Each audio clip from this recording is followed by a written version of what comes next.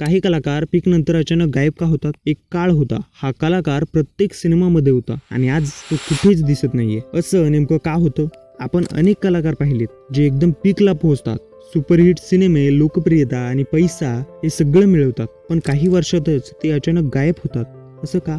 आज आपण भावनेने नाही तर वास्तव आणि सिस्टमने हा प्रश्न समजून घेणार आहोत. आपल्याला काय वाटतं की लोकांनी कलाकाराला संपवलंय किंवा तो कलाकार आळशी झालाय, पण हे त्यामागचं पूर्ण सत्य नसतं. कारण फेम संपत नाही तर त्यामागची किंमत ही वाढत जाते. तर आता यामागचं रिअल कारण बघूया. कारण number 1, type casting.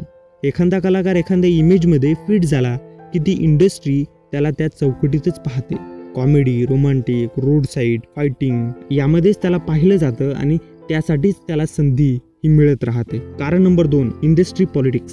Cinema industry ही टॅलेंटवर नाही तर नेटवर्कवरती चालते. नवीन चेहरे, नवीन लॉबी, नवीन पॉवर सेंटर तयार होतात. जुन्यांना बाजूला केलं जातं आणि हळूहळू नवे तिथे एंट्री मारतात. मेंटल प्रेशर, सतत हिट देण्याचं प्रेशर, लोकांची एक्सपेक्टेशन. एक फ्लॉप आला की कॉन्फिडन्स तुटतो.